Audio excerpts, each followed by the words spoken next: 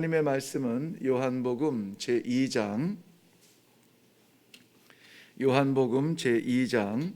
23절부터 25절의 말씀입니다.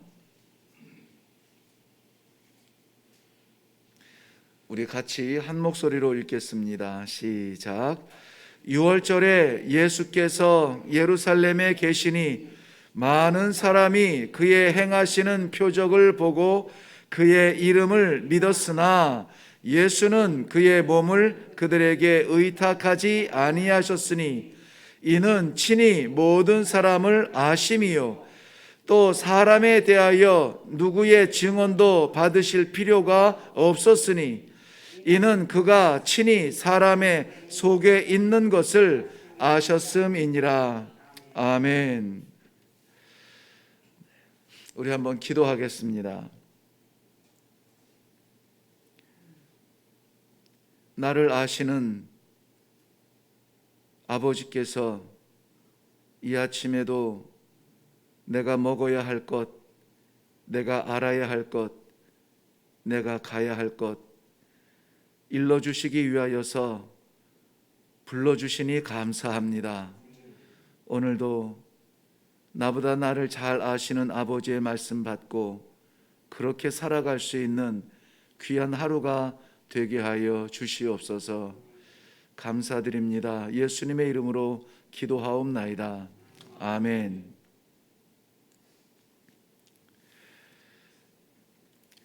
저는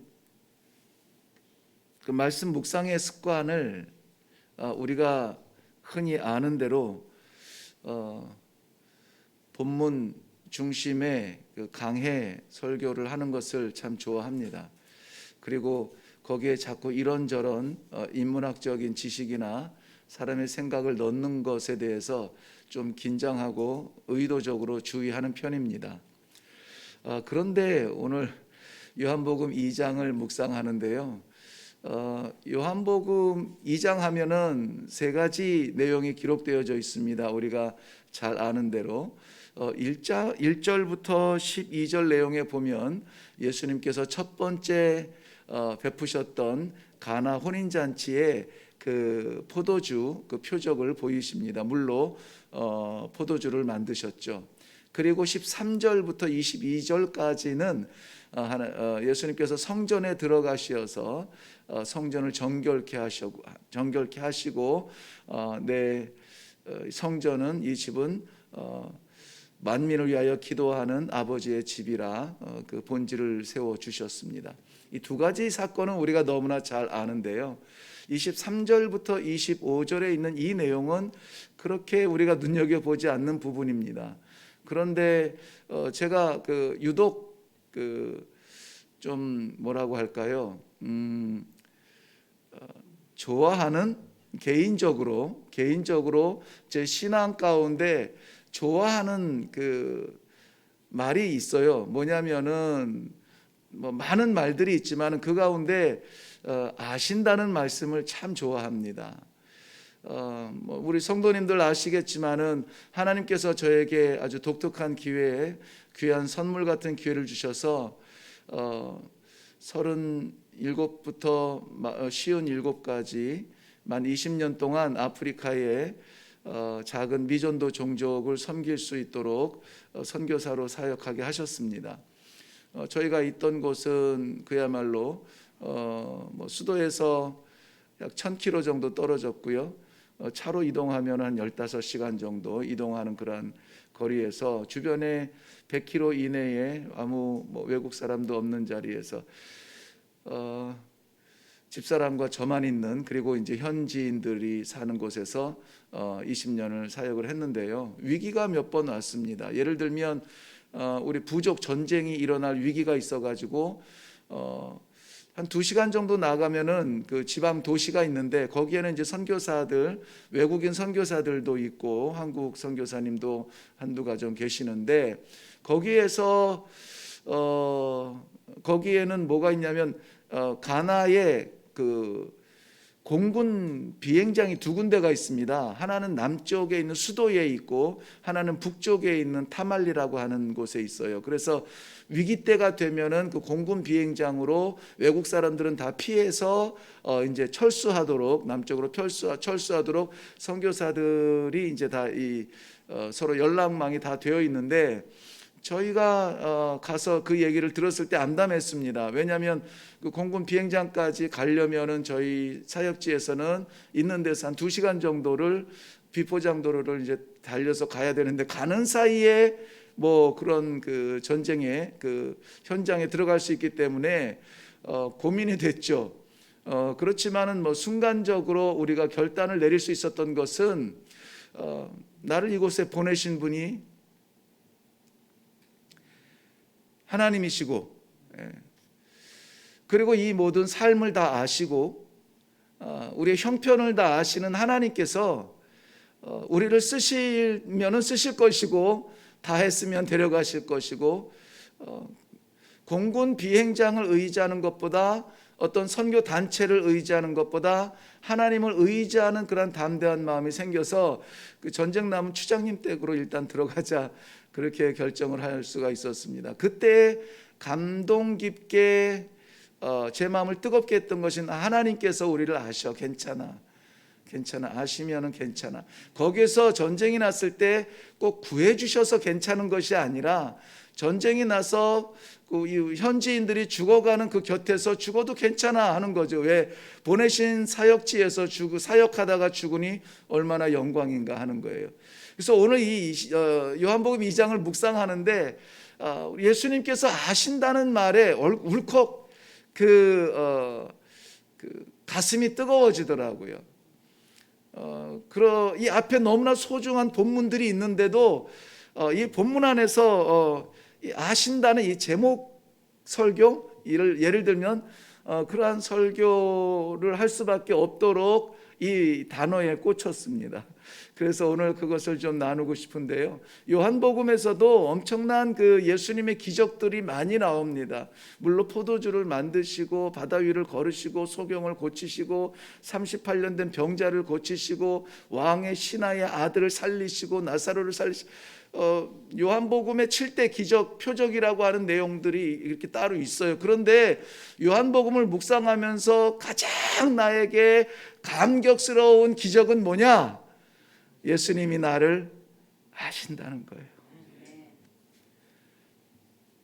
오늘도 우리 사랑하는 성도님들, 개인적으로 많은 문제가 있을 수 있습니다. 가정적으로도 문제가 있을 수 있고, 우리 섬기는 재단과 또 이 나라 안에도 이런저런 모양으로 가슴 아픈 문제를 끌어안고 기도하는 그런 마음들이 있을 거예요. 그런데 하나님께서 우리를 아신다면 괜찮지 않아요?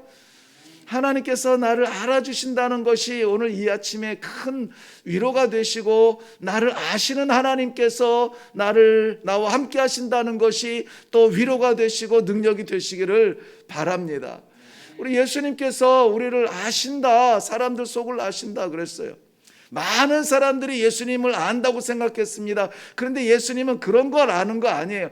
많은 사람들이 오늘 예수님의 그 이름을 안다. 당신이야말로 구원자이십니다라고 알았다고 하는 그 내용은 뭐냐? 예수님의 표적을 보고, 예수님의 기적을 보고, 예수님께서 이러한 물로 포도주를 만들고 막 이런 기적들을 보고, 야, 진짜 이분이 예수님 구원하실 분 아닌가 하는 그런 거 안다고 했는데, 주님은 그 사람들에게 자신을 맡기지 않으셨어요. 의지하지 않으셨습니다.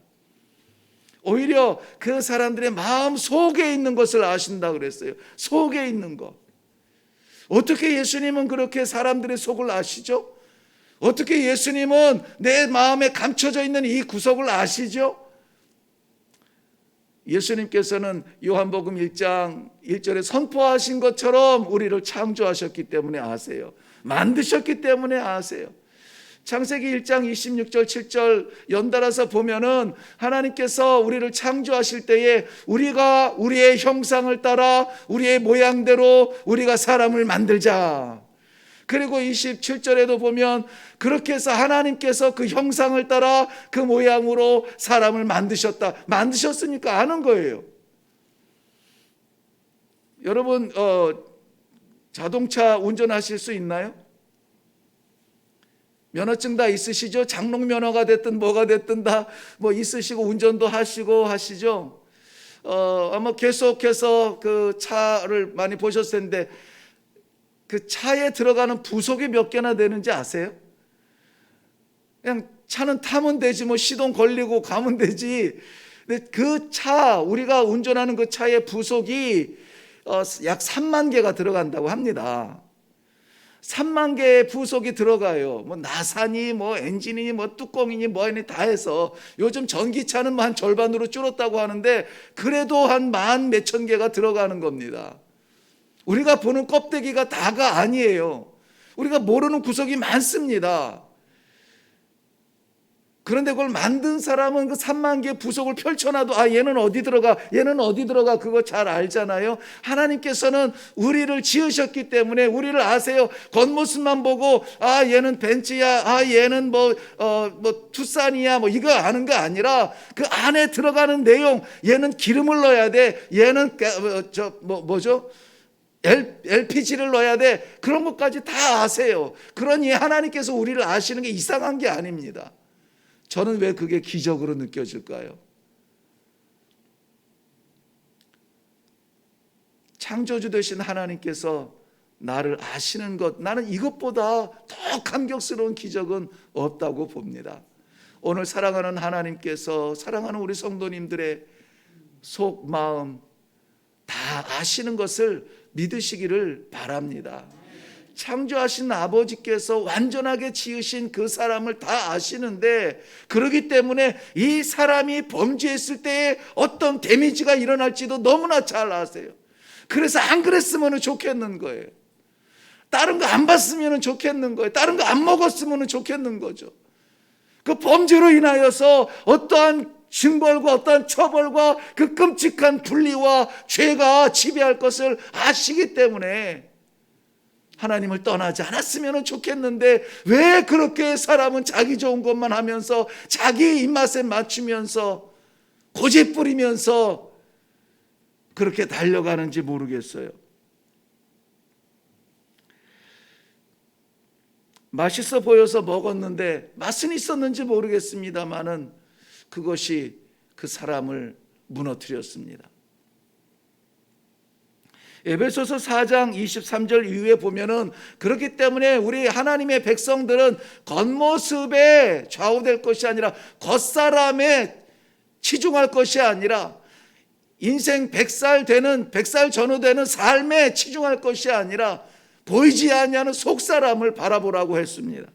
오직 너희의 심령이 새롭게 되어 하나님을 따라 의와 진리의 거룩함으로 지으심을 받은 새 사람을 입으라 그랬어요. 새 사람을 입으라. 새 사람을 입으라. 새 사람이라고 하는 것은 세상이 만들 수 없는 사람입니다. 하나님께서 만들 수 있는 사람이에요. 겉모습은 아무리 이렇게 저렇게 치장하고 가리고 아닌 척 할지라도 어쩔 수 없는 속사람은 어떻게 변화시키나요? 만드시고 아시는 하나님께서 하실 수 있습니다. 그것이 죄의 결과가 됐든 실수의 결과가 됐든 하나님께서 우리의 속사람을 만드셨으니 속사람을 치유하실 수가 있습니다. 예수님께서 이 땅 위에서 임마누엘로 우리 곁에 오셨을 때에는 우리의 죄를 드러내고 우리를 심판하러 오시는 것이 아니라 오히려 그 오랫동안 분리되었던, 떨어져 나갔던, 생명으로부터 상관없이 죽음 가운데 살았던 우리를 치료하시기 위하여서 치유자로 오셨습니다. 예수님은 우리의 치유자이십니다. 우리의 내면의 치유자이십니다. 우리 영혼의 치유자이십니다. 우리가 알 수 없는 그 심령의 치료자로 오셨습니다. 만드셨으니 고칠 수 있죠. 저도 아프리카에 있을 때는 애지간한 고장, 이 차는 제가 다 엔진 뜯는 것만 빼놓고 다 고쳤는데, 그 모르는 부분은 모르겠어요. 어떻게 기술을 배워야 알죠. 뭐 지금도 조그마한 문제가 있는데 요거 가지고 이 정비소를 가야 되나, 갈등을 가지고 며칠 미루고 있습니다. 오늘은 가야 되겠어요? 불편해서 못 견디겠어요? 어디로 가야 돼요? 아는 사람한테 가는 겁니다. 이 고난과 이 숙제와 이 곤란함을 어떻게 하고 있어요? 그냥 어떻게 없어지지 않을까, 사라지지 않을까, 그냥 묻어놓으면 가려질 것 같은데 아니에요. 없어지지 않습니다. 가야 돼요. 우리를 만드신 아버지 앞에 가야 됩니다. 아뢰어야 됩니다. 쏟아 놓아야 됩니다. 우리의 속을 다 아시는 하나님 앞에 쏟아 놓아야 되는 것입니다. 우리의 속사람을 치유하실 수 있는 분은 만드신 분밖에 없기 때문입니다. 망가진 건 속사람이에요. 겉사람의 모습이 아니라, 겉사람이야 이 모양 저 모양 다양한 모양으로 살 수 있죠. 그것을 인정하는 것이 인격이라면은 우리의 속에 뭉개진 것, 속사람이 망한 것, 이것을 고쳐야 하는데 이것을 고치는 것은 신앙이 아니면은 안 됩니다. 예수님께서는 우리를 만드시고 우리가 인간이 타락했을 때에 어떠한 데미지가 올 것을 다 아셨기 때문에 거기에서 어떻게 치유해야 될 건지, 무엇으로 치유해야 되는 건지 그 방법도 다 알고 계셨다는 것입니다. 고린도후서 5장 21절 말씀에는 하나님이 죄를 알지도 못하신 일을 우리를 대신하여 죄로 삼으신 것은 우리로 하여금 그 안에서 의가 되게 하려 하심이라. 중요한 거 뭐죠? 의가 되어야 되겠는데 다른 데는 방법이 없다는 겁니다. 그 안에서예요. 그 안에서. 누구 안에서입니까? 예수 그리스도 안에서예요. 예수 그리스도 안에서 우리가 의롭게 될 수 있는데 이것이 하나님의 뜻이랍니다. 예수님께서는 오늘 본문 말씀에 사람들의 속 마음을 다 아신다고 했습니다. 우리 각 사람의 감춰진 마음의 방에 있는 것까지 우리 주님은 아십니다. 저는 이것이 두렵기도 하거니와 이것이 감사한 거예요. 이것이 감격스러운 겁니다. 세상 아무도 모르는 그러한 골방에서 흐르는 그 눈물도 하나님은 아신다는 겁니다. 하나님 아시죠? 아버지 아시죠? 그 하나님 앞에 우리의 속사람을 쏟아놓는 것은, 이것은 추함이 아니라 이것은 감사한 기회입니다. 고침받고 해결받고 살아나고 의롭게 될 수 있는 이 기회가 오늘 우리들에게 주어졌다면 영광스럽고 감사한 일인 것입니다. 사랑하는 성도 여러분, 그러므로 두려워하지 마세요. 죄는 우리에게 형벌을 가져왔으나 예수님은 그걸 다 아시고 보혈로 우리를 씻어 주셨습니다. 치유하여 주셨습니다. 예수님께서 아시면은, 예수님께서 구하실 수 있으니 우리 모든 감추어진 고통에 해결할 수 없는 가시 같은 문제들이 나를 아시는 주님 앞에 이 아침에 쏟아지고, 그것을 아시고 아픔을 아시고 치유도 아시는 우리 주님의 치유하심을 받고 내려가실 수 있기를 주님의 이름으로 축원합니다. 기도하겠습니다. 살아계신 아버지, 은혜를 감사합니다. 세상 아무도 알지 못하여도 그저 눈 감고 입 닫고 가슴을 치며 혼자 지내야 되는 그러한 고통의 순간에도 나를 아시는, 내 속을 아시는 우리 하나님 앞에 이 말씀을 듣습니다. 내가 해결하려 하지 아니하고 우리 주님 앞에 내려놓고 하나님의 은혜와 긍휼을 바라보는, 그리하여서 응답받고 해결받고 치료받는 귀한 역사가 있게 하여 주시옵소서. 감사드리며 예수님의 이름으로 기도하옵나이다. 아멘. 이거 한 가지만 기억하고 돌아가셔도 좋겠습니다. 주님은 나를, 내 속에 있는 것을 아십니다. 주님 아시죠? 아버지 아시죠? 내 고난, 고통 아시고, 고민도 아시고, 잠 못 이루는 것도 아시고, 내 기쁨도 아시고, 아시죠? 나를 만드신 것을 인정하시기를 바랍니다. 하나님께서 나를 완전하게 만드셨음에도 불구하고 그 완전한 사람으로 살아가지 못하는 그러한 불충에 대하여서도 이 시간에 기도하시고, 그 불충으로 인하여서 불편한 우리의 마음과 신앙의 생활들도 이 시간에 쏟아 놓으시고, 이것을 다 덮으시고 치유하실 수 있는 우리 주님의 손 붙들고 내려갈 수 있는 치유의 아침이 되게 하여 주시옵소서. 우리의 가정을 고쳐 주옵소서. 우리의 교회를 고쳐 주옵소서. 부족하고 믿음 연약한 우리를 고쳐 주옵소서. 이 아침에 그렇게 다 같이 치료를 위하여서 아시는 주님 손 붙들고 기도하며 내려가겠습니다. 우리 다 같이 기도하겠습니다.